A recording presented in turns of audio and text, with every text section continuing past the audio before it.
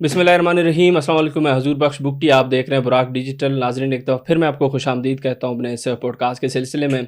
आज बलूचिस्तान के मौजूदा सूरत हाल पर भी बात करेंगे, कुछ दीगर इशूज़ भी हैं, कुछ नए पेशरफ्त भी हुए, उन डेवलपमेंट पर ज़रूर मैं बात करूँ, क्योंकि दहशतगर्द तंजीमें जो काम करते हैं, जिस तरीके से बलूचिस्तान को एक दहशतगर्दी के नासूर का सामना है, उस हवाले से कुछ नई चीज़ें हुई। लेकिन अल्हम्दुलिल्लाह हमारे सिक्योरिटी फोर्सेज तो ऑन ग्राउंड IBUs भी चल रहे हैं, उनमें काफ़ी उनका किरदार है। लेकिन हमारे इंटेलिजेंस के जो इदारे हैं वो भी भरपूर तरीके से कार्रवाइयाँ कर रहे हैं। जो सहूलतकार हैं दहशत तंजीमों के फ़ितरत हिंदुस्तान के, उनको कैफ़र किरदार तक पहुँचा रहे हैं। ये एक बड़ी पेशरफ्त हुई है आज, उस हवाले से मैं ज़रूर बात करूँगा।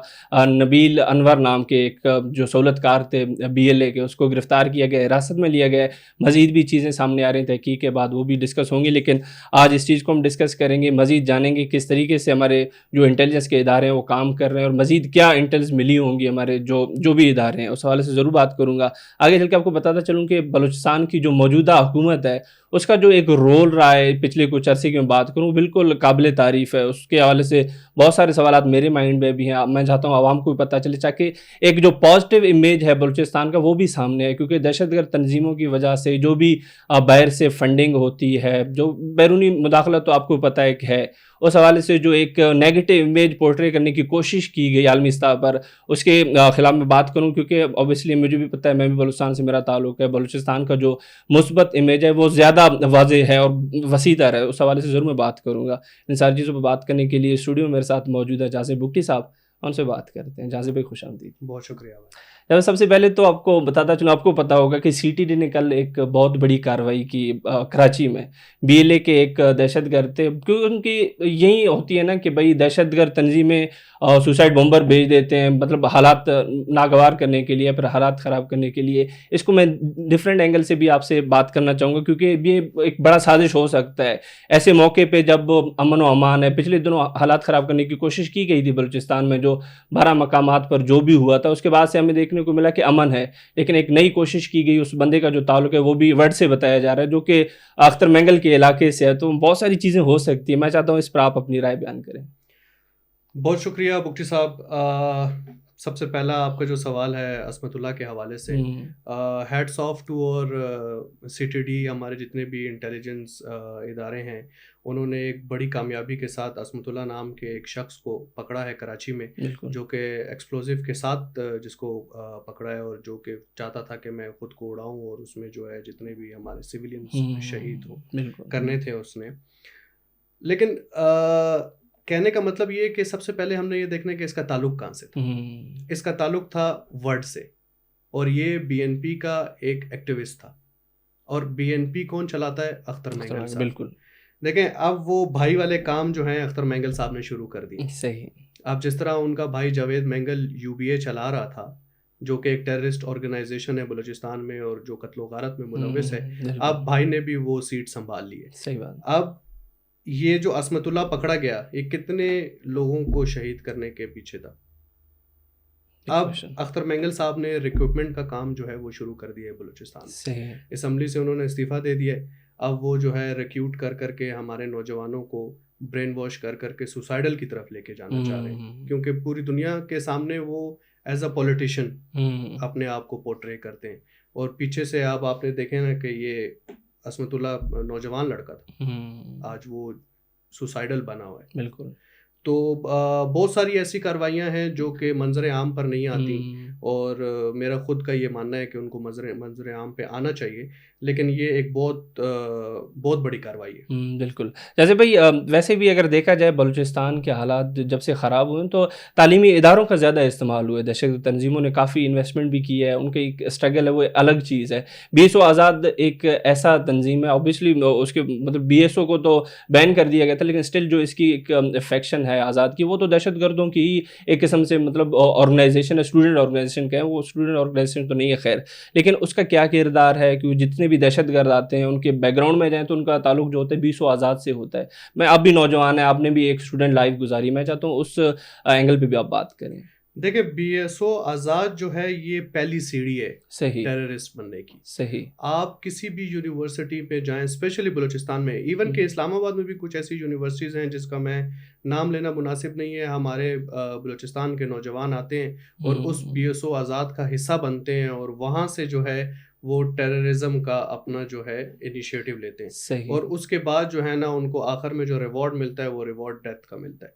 अब जितने भी हमारे नौजवान हैं, जिसमें से एक नबील अनवर नाम का एक बिल्कुल। नौजवान है, वो अभी रिसेंटली जो है हमारी सिक्योरिटी फोर्सेस ने जो है ना एक कार्रवाई में उसको गिरफ्तार किया है। अब वो बीएसओ आज़ाद का मेंबर था।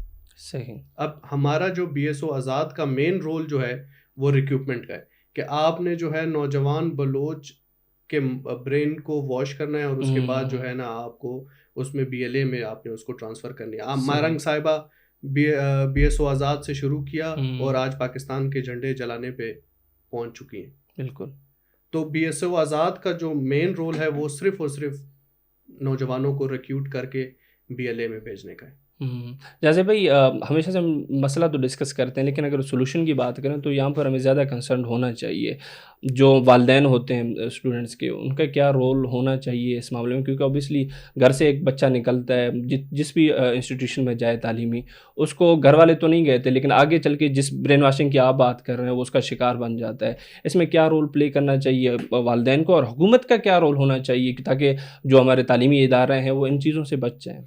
देखिए, वालिदैन का तो जो रोल है वो तो सिंपली सादा सा एक रोल है जो कि हर वालिदैन को करना चाहिए कि सही उसको है। अपने बच्चों पे चेक एंड बैलेंस रखना चाहिए कि एग्री। आपका बच्चा किस एक्टिविटी में मुलविस है, आपका बच्चा छुट्टियों में क्या कर रहा है, आपका हम्म। बच्चा छुट्टियों में वापस आ रहा है नहीं आ रहा, वो किन लोगों में उठता बैठता है, किन ग्रुप्स में उठता बैठता है। देखिए, जो जहाँ तक गवर्नमेंट की आप बात करें, गवर्नमेंट ने तो अपना स्टांस वाजे रखा हुआ है। अब पहले बलूचिस्तान यूनिवर्सिटी में आप देखें ना, एक हॉस्टल में एक कमरे में 8-8 लोग रह रहे थे, सही। जो कि वहाँ के स्टूडेंट्स भी नहीं थे।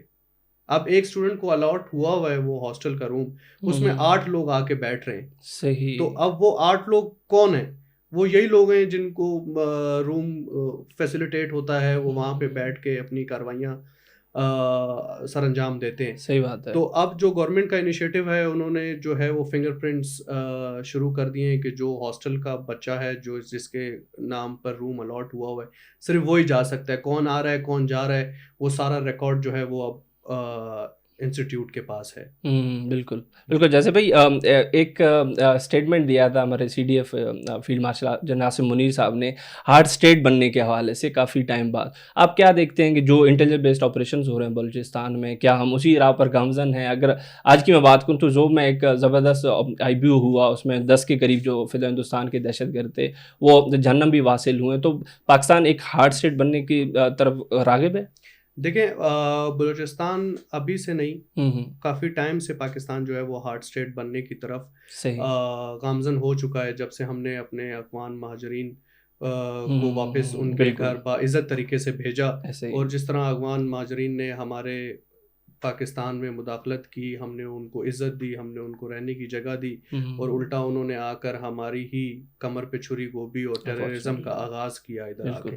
देखें, एक तो मेन स्टेप जो था वो हमारे गवर्नमेंट का, हमारे फील्ड मार्शल का था कि हमने जो है अफगान महाजरीन को बाहर अपने मुल्क में इज़्ज़त से वापस भेजना है। हमने बड़ा अरसा उनको रखा। अब उनके मुल्क में अगर वो कहते हैं कि अमन आ गया है तो वो जाएं अपने मुल्क में रहें। बिल्कुल। वो वहाँ से चले गए। देखें, उसके बाद 90,000 आईबीओज बलूचिस्तान में हुए हैं 2025 से लेकर अभी तक। तो ये एक हार्ड स्टेट की निशानी है, और हम जो है इस चीज़ पे 100% मुत्तफ़क़ हैं कि हमने जो है ये हार्ड स्टेट अब बनना है। देखिए, 9/11 के बाद, 9/11 से पहले यूएसए जो था वो भी एक सॉफ्ट स्टेट था। ऐसे ही है। जैसे 9/11 का एक इंसिडेंट हुआ, उन्होंने अपना पूरा निज़ाम, पूरी पॉलिसी जो है ना वो चेंज कर दी। आज आप यूएस इमिग्रेशन में जाएं, यूएस इमिग्रेशन मशहूर है स्ट्रिक्टनेस के हवाले से। सही। तो हार्ड स्टेट आपको एक ना एक दिन तो आपको हार्ड स्टेट बनना पड़ेगा। बिल्कुल ऐसे ही है। जैसे भाई ये चीज़ें अपनी जगह दहशतगर्दों के साथ निमट रही है पाकिस्तान, एक पूरी हिस्ट्री है हमारी, 80,000 से ज़ायद हमारे शोहदा हैं, वो चीज़ें अपनी जगह। लेकिन अब बलूचिस्तान के हवाले से स्पेसिफिकली अगर मैं बात करूँ तो हमेशा से एक नेगेटिव जो इमेज है वो पोर्ट्रे करने की कोशिश की गई दहशतगर्द तंजीमों की तरफ से, जो बैरूनी मुदाखलत थी वो अपनी जगह। लेकिन मैं चाहूँगा कि जो हमारा एक पॉजिटिव इमेज है बलूचिस्तान का वो भी सामने आए। हमारी जो मौजूदा बलूचिस्तान की हुकूमत है उसने काफ़ी ज़्यादा इनिशिएटिव्स लिए, मैं और गिनवा सकता हूँ आपको। मैं चाहूँगा आप मुझे वो सारी चीज़ें बताएं ताकि आवाम को भी पता चले जो मौजूदा गवर्नमेंट है किस तरीके से दहशतगर्दी के साथ भी लड़ रही है और प्रोग्रेस की तरफ भी जा रही है। देखिए, जो मौजूदा गवर्नमेंट है सीएम साहब की लीडरशिप के अंडर, बहुत सारी ऐसी चीज़ें हमने देखी हैं जो आज से पहले हमने बलूचिस्तान में नहीं देखी थी। बिल्कुल। देखें, हम एक ट्राइबल सोसाइटी से ताल्लुक़ रखते हैं, हमारा बलूचिस्तान एक पूरा ट्राइबल सोसाइटी है, उसमें हमारे साथ पठान भी रहते हैं, बलोच भी रहते हैं, हमारी ख़वातीन की एक इज़्ज़त है, इवन के हर एक शख्स की इज़्ज़त है वहाँ बलूचिस्तान में। देखें, हमारे लिए सीएम साहब की लीडरशिप में बलूचिस्तान में आप अगर ट्रांसपोर्टेशन की बात करें तो ग्रीन बसेस, ख़वातीन के लिए सेपरेटली जो है वो पिंक बसेस, हमारी स्टूडेंट हमारी बहनों के लिए पिंक स्कूटीज़, उसके बाद स्कॉलरशिप। आप पूरे दुनिया में कहीं भी अगर आप मास्टर्स करना चाहते हैं तो बलूचिस्तान गवर्नमेंट उसकी ज़िम्मेदारी उठाती है और आपको भेजती है। अभी एक नया इनिशिएटिव है जिसमें ऑक्सफोर्ड भेज रहे हैं अपने बलूचिस्तान के स्टूडेंट्स को। उसके बाद जो है आप आईटी पार्क देख लें, 3 अरब का आईटी पार्क है। उसके बाद जो है किसानों के जो है हमने गवर्नमेंट ऑफ बलूचिस्तान ने एक इनिशिएटिव लिया था ग्रीन पाकिस्तान के नाम से, जो फेज़ 2 अभी उसका चल रहा है। 487 किसानों को जो है 3 अरब कोई 20 करोड़ के लगभग जो है वो विदाउट इंटरेस्ट उनको पैसे दिए गए हैं, लोन दिया गया जिस पे वो काम कर सकते हैं। उसके बाद सोलर सिस्टम का एक जितने भी हमारे ज़मींदार हैं उनको सोलर सिस्टम की तरफ लेके गए हैं, उनको फ्री सोलर सिस्टम दिए हैं। तो ये सारी चीज़ें जो हैं ये एक पॉजिटिव इमेज है जो कि लोगों को जो है लोग नहीं बताते।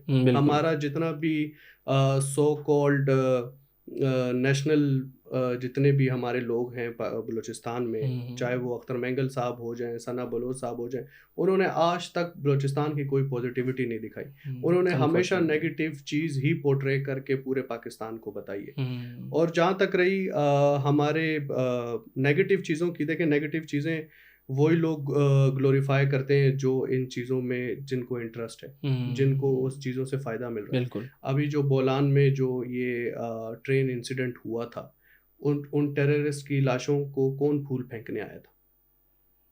सोचने वाली बात। ये मारंग थी जो टेररिस्ट को ग्लोरीफाई कर रही थी आके, और उनकी टेररिस्ट की लाशों को कौन फूल फेंकता है? बिल्कुल। तो किसी भी दुनिया में आप मुझे एक मुल्क बता दें जिसमें आप टेररिस्ट को उनकी सरकार ग्लोरीफाई करने देती है। नहीं होगा, बिल्कुल बिल्कुल ऐसी है। जैसे भाई रमज़ान का बाबरकत महीना चल रहा है, वो भी एक चीज़ है क्योंकि डिस्कस होनी चाहिए। वज़ीर-ए-आला बलूचिस्तान की तरफ से रमज़ान पैकेज भी स्टार्ट किया गया। मैं उस वाले से पूछना चाहूँगा कि कितना अमल दरामद हो रहा है उस चीज़ पर भी?